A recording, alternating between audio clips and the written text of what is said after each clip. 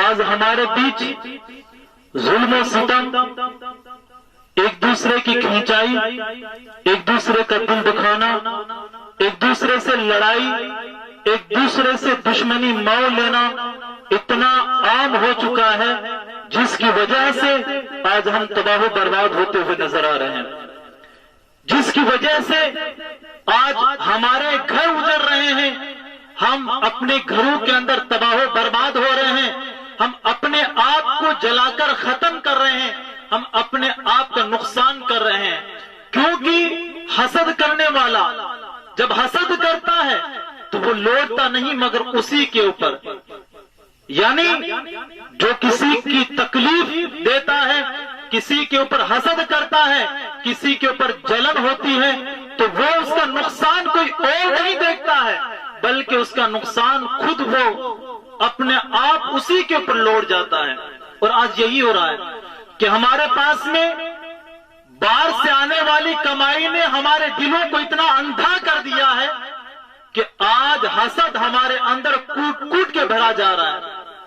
اگر دیکھا جائے اخباروں کے اندر شیرانی، نیوزوں کے اندر شیرانی، یہ کیوں آخرکار ایسا ہوا کیا ہے کہ ہم کو مال و دولت نے اتنا اندھا کر دیا ہے، جس کی وجہ سے نہ ہم اپنے بھائی کو دیکھ رہے ہیں، نہ ہم اپنے رشتہ دار کو دیکھ رہے ہیں، نہ اپنے خاندان والوں کو دیکھ رہے ہیں۔ تھوڑی سی نظر چوکی کہ ہم ٹانگ کاٹنے کے لیے تیار ہو جاتے ہیں، ہم اس کو جو ہے کہ واپس پیچھے کھینچنے کے لیے تیار ہو جاتے ہیں۔ پیارے آقا علیہ الصلوۃ والسلام کے پیارے دیوانوں، یہ کیوں ہوتا ہے؟ اس وجہ سے ہوتا ہے کہ آپ ہمارا ایمان کھوکھلا ہوتا ہوا نظر آتا ہے، ہمارے ایمان کے اندر کمزوری ہوتی ہوئی نظر آتی ہے، جس کی وجہ سے بیٹھیں گے تو دوسروں کی برائیاں کریں گے، بیٹھیں گے تو دوسروں کی غیبتیں کریں گے، بات کریں گے تو اپنے مقصد کی نہیں بلکہ دوسروں کی چغلیاں کریں گے، غیبتیں کریں گے، ہمیں اپنے آپ کو سدھرنے کا موقع ہی ہمیں میسر نہیں ہوتا ہے۔ یہ حالات ہو چکے ہیں ہمارے۔ اور پیارے آقا علیہ الصلوۃ والسلام کے پیارے دیوانوں، الحق مر، حق ہمیشہ کڑوا ہوتا ہے۔ حق سننے کی اگر ہم نے عادت ڈال دی، حق سن کر اس کے اوپر عمل کرنے کی اگر ہم نے سوچ لیا، ٹھان لیا، تو ہماری زندگی کا بیڑا پار ہو جائے گا۔ لیکن سب سے بڑی کمی کیا ہے ہمارے اندر؟ سب سے بڑی کمی ہمارے اندر یہ ہے کہ ہم حق سننے کے لیے تیار نہیں ہوتے ہیں۔ چاہے کچھ بھی ہو جائے، ہم حق نہیں سنتے ہیں، اور حق سنیں گے تو ہمارا دل اور دماغ یہ سب کچھ سدھر جائے گا۔ تو پیارے آقا علیہ الصلوۃ والسلام کے پیارے دیوانوں، حضرت عمر فاروق رضی اللہ تعالیٰ عنہ کے زمانے کا واقعہ میں آپ کو سناؤں کہ حضرت سیدنا عمر فاروق رضی اللہ تعالیٰ عنہ کا دور خلافت ہے۔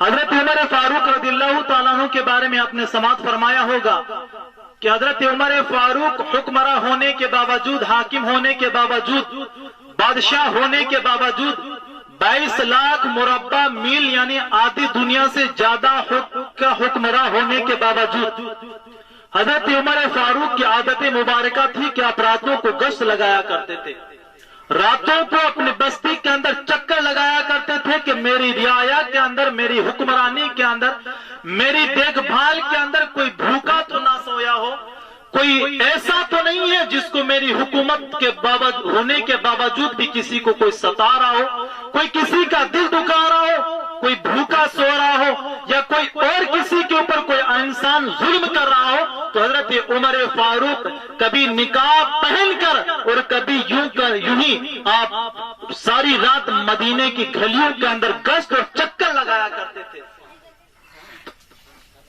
تو پیارے آقا علیہ الصلوۃ والسلام کے پیارے دیوانوں، حضرت عمر فاروق رضی اللہ تعالیٰ عنہ ایک جھونپڑی کے پاس میں جاتے ہیں جس کے اندر ایک بڑھیا ہے، اور بڑھیا زار و قطار رو رہی ہے۔ تو حضرت عمر فاروق رضی اللہ تعالیٰ عنہ نے اجازت چاہی کہ مائی کیا میں اندر آ سکتا ہوں؟ تو مائی نے کہا کہ یہاں تیرا کوئی کام نہیں ہے، تو نہیں آ سکتا ہے۔ حضرت عمر فاروق نے پھر اجازت چاہی، اجازت مل گئی۔ تو بڑھیا سے کہا مائی تو کیوں رو رہی ہے؟ یہ رات کس تنہائی کے اندر رونے کی وجہ کیا ہے؟ تو زار و قطار آنسو کیوں بہا رہی ہے؟ تو اس بڑھیا نے کہا کہ حضرت عمر فاروق کی حکمرانی کے باوجود بھی آج 3 دن ہو گئے ہیں، مجھے کھانا نصیب نہیں ہوا ہے، मैं भूखी हूं 3 दिन से और यहां तक कि तकरीबन 25 दिरहम मेरे कर्जा भी हो गया है। हजरत उमर फारूक रदियल्लाहु ताला अन्हु इतना सुन्नत है कि आप फौरन झोपड़ी से बाहर निकलते हैं, बैतुल माल में जाते हैं, अपने जो है कि बदन के ऊपर बोरियां लाते हैं, साजो सामान लेते हैं, 25 दिनार लेते हैं और वहां बुढ़िया की झोपड़ी के अंदर पहुंच जाते हैं। बुढ़िया को खाना खिलाते हैं पकाकर। खाना खाने के बाद में हजरत उमर फारूक कहते हैं कि बुढ़िया तो हजरत उमर फारूक को माफ कर दे। हजरत उमर फारूक के दिन के अंदर कौन कह रहा है? हजरत उमर फारूक रदियल्लाहु ताला अन्हु खुद कह रहे हैं कि बुढ़िया हजरत उमर फारूक के दिन के अंदर बड़े काम आते हैं। वो रात दिन अपने कामों के अंदर लोगों के मसले हल करने के अंदर लगे रहते हैं, उनको तेरी खबर नहीं हुई होगी, लिहाजा तू माफ कर दे। बुढ़िया नहीं कहती है नहीं, मैं उमर फारूक को माफ नहीं करूंगी। वो उमर फारूक हाकिम ही क्यों बना जो अपनी रियाया का ख्याल नहीं रखता है। हजरत उमर फारूक एक गरीब औरत का भी रहता है, ख्याल रखते हैं। हालांकि पूरी 22 लाख मुरब्बा मील आधी दुनिया से ज्यादा क्या हुक्मरां होने के बावजूद भी अपनी रियाया का ख्याल किस तरह से है। आज थोड़ा सा अगर कद ऊंचा हो जाए, 5 रुपए हो जाए तो अपने पड़ोसी का ख्याल नहीं रहता है। ये मालूम नहीं रहता है कि मेरा गरीब भाई का हाल क्या है, उसके घर के अंदर आटा है या नहीं, उसके घर के अंदर हालात कैसे चल रहे हैं, ये हमें पता नहीं रहता है। हमारे पैर तो गाड़ी से नीचे नहीं उतरते हैं, हमारी आंखें तो जमीन को देखती नहीं है। हम इतने फख्र से चलते हैं कि हमारी आंखें तो आसमान को छूती हुई नजर आती है। हम इतने गुरूर और घमंड के अंदर अपने पैसों के अंदर चूर हो जाते हैं कि अपने रिश्तेदारों का बिल्कुल ख्याल ही नहीं रहता है। लेकिन बारे हजरत उमर फारूक और नबी की तरबियत याफ्ता हजरत उमर फारूक रदियल्लाहु ताला अन्हु की शान देखिए कि आप दिन के अंदर रियाया को देखते हैं, बाहर से आने वाले काफिलों को संभालते हैं, लेकिन रात के अंदर मदीने की गलियों के अंदर गश्त लगाते हैं कि मेरी हुकूमत के अंदर, मेरी देखभाल के अंदर कोई ऐसा बंदा तो नहीं है जो भूखा सो रहा है, कोई ऐसा तो नहीं है जिसके यहाँ किसी के ऊपर जुल्म हो रहा है। हजरत उमर फारूक कहते हैं कि माई तेरे सामने हाथ जोड़ के कहता हूं कि तू उमर को माफ कर दे। बुढ़िया कहती है कि नहीं नहीं, मैं उमर को माफ नहीं करूंगी। मैं उमर की शिकायत रब ताला की बारगाह के अंदर और नबी करीम सल्लल्लाहु ताला अलैहि वसल्लम की बारगाह के अंदर लगाऊंगी कि मालिक मौला और या रसूलल्लाह, आपके जाने से हजरत उमर फारूक को बनाया था, लेकिन उमर फारूक ने रियाया की देखभाल नहीं की थी। जैसे ही हजरत उमर फारूक सुनते हैं कि मैं अल्लाह और उसके रसूल की बारगाह में शिकायत करूंगी, हजरत उमर फारूक सारों की तार रोते हैं, रोकर उस बुढ़िया के पैरों के पास में बैठ जाते हैं। बुढ़िया, मैं हजरत उमर फारूक की तरफ से माफी मांग रहा हूँ, तो हजरत उमर फारूक को माफ कर दे, अब आइंदा ऐसी गलती नहीं होगी। और बुढ़िया कहती है कि नहीं नहीं, मैं उमर फारूक को माफ नहीं करूंगी, मैं रसूलुल्लाह की बारगाह में पेश करूंगी। जैसा ही कहा मैं रसूलुल्लाह की बारगाह में पेश करूंगी। हजरत उमर फारूक एक बिलखते हुए बच्चे की तरह रोते हैं कि माई, उमर फारूक को ध्यान नहीं गया होगा, उमर फारूक ने जानबूझकर तुझे जो एक नजरअंदाज नहीं किया है, बल्कि उमर फारूक के कई काम होने की वजह से उन्होंने तेरी देखभाल नहीं की होगी। ऐ माई, तू माफ कर दे। लेकिन हजरत उमर फारूक के पास में वो बुढ़िया कहती है कि नहीं नहीं, मैं माफ नहीं करूंगी। जैसा जैसा वो कहती है कि मां मैं माफ नहीं करूंगी। हजरत उमर फारूक, आज हम किसी को ये कहते हैं कि भाई माफ कर दे, कहा मैं माफ नहीं करूंगा, हम जो है कि ताक से बोल देते हैं जा तेरी जरूरत नहीं है। लेकिन उमर फारूक बादशाह होने के बावजूद भी आज एक गरीब बुढ़िया के पैरों के पास में बैठकर ज़ारों क़ितार रो रहे हैं कि बुढ़िया उमर फारूक माफ कर दे। उमर फारूक ने उनकी गलती की वजह से या उनके पास में काम ज्यादा होने की वजह से उन्होंने देखभाल नहीं की होगी। बुढ़िया ने जब हजरत उमर फारूक ज़ारों क़ितार रोने लगे, बुढ़िया का दिल पसी जाता है।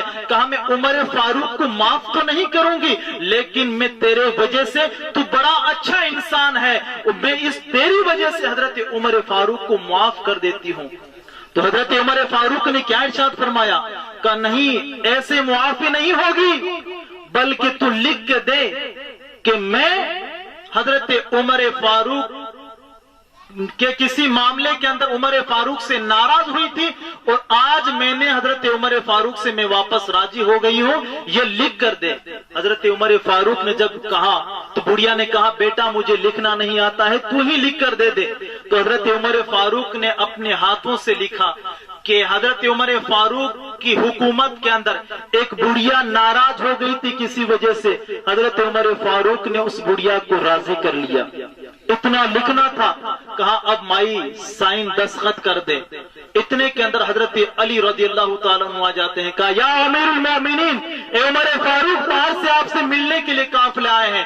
بڑھیا چوک جاتی ہے، کہا یہ عمر فاروق، کہا بیٹا مجھ سے غلطی، عمر فاروق مجھ سے غلطی ہو گئی ہے۔ حضرت عمر فاروق نے کہا بڑھیا ڈرنے کی ضرورت نہیں ہے، اپنے وعدے کے اوپر قائم رہو اور اس کے اوپر دستخط کرو کہ میں آپ سے راضی ہو گئی ہوں۔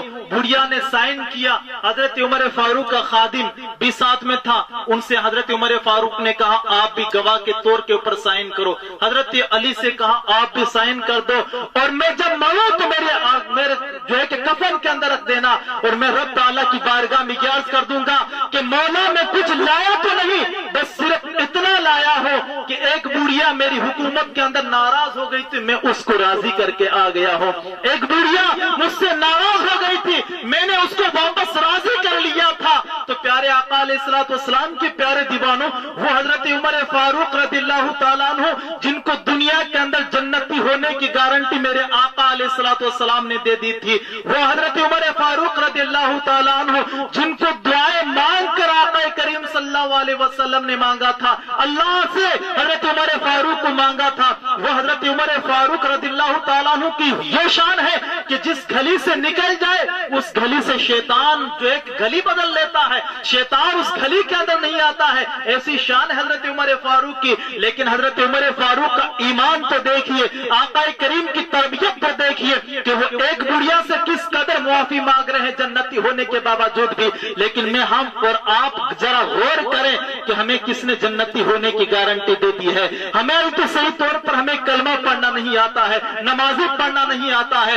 تو ہم آج رات دل لوگوں کا دل کیوں دکھاتے ہیں؟ کیا ہم لوگوں کا دل دکھا کر کیا جنت میں جانے کی ہمارے پاس میں کوئی گارنٹی ہے؟ کیا آج رات دل لوگوں کی چگلیاں کر کے پھر ہم یہ دعوے کے ساتھ میں کہہ سکتے ہیں کہ ہم جنتی ہیں؟ نہیں پیارے آقا علیہ الصلوۃ والسلام کے پیارے دیوانوں، ہمیں لوگوں سے معافی مانگنے کا رواج پیدا کرنا چاہیے۔ ہمیں یہ چاہیے کہ ہم اس سے اگر بولی کے اندر کوئی غلطی ہو جائے تو فوراً اس سے معافی مانگ لینا چاہیے، نہ جانے سانسوں کی مالا کم ٹوٹ جائے اور ہم اس دنیا سے چلے جائیں، پھر ہمارے پاس میں گناہ کے علاوہ کوئی ہمارے پاس میں چارہ نہ رہے۔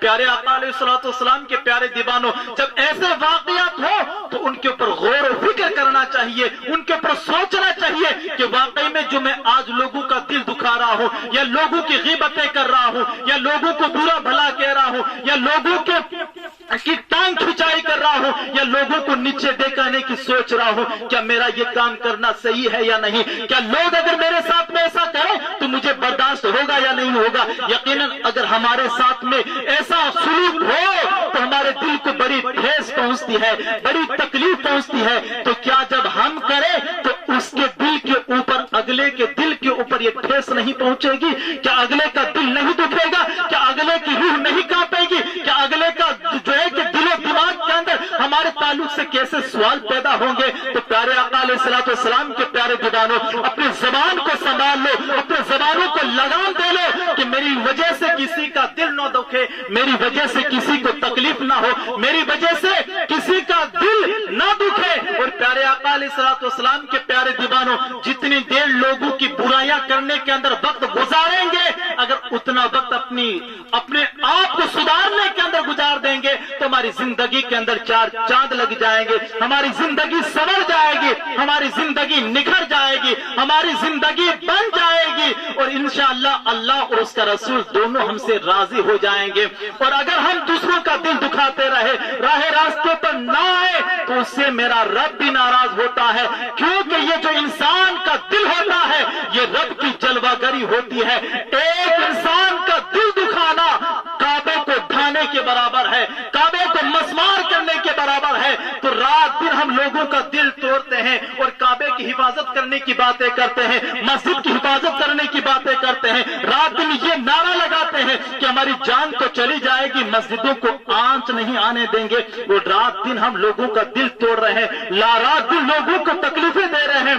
تو پیارے آقا علیہ الصلوۃ والسلام کے پیارے دیوانوں، یہ عہد لے کر اٹھو کہ انشاءاللہ آج کے بعد ہمارا دل، ہم کسی کا دل نہیں توڑیں گے انشاءاللہ۔ اگر ہم نے یہ عہد کر لیا اور آج کے بعد جو ہے کہ معافی مانگنے کا رواج پیدا کر لیا تو انشاءاللہ تعالی ہمارا آنا بھی کامیاب ہے، اور یہ چھوٹی سی محفل جو گھنٹے 2 گھنٹے کی ہوئی ہے یہ بھی رب کی بارگاہ میں قبول ہو جائے گی، اور رب تعالیٰ اس کے صدقہ طفیل سے ہمیں بے شمار نعمتوں سے بھی نوازے گا۔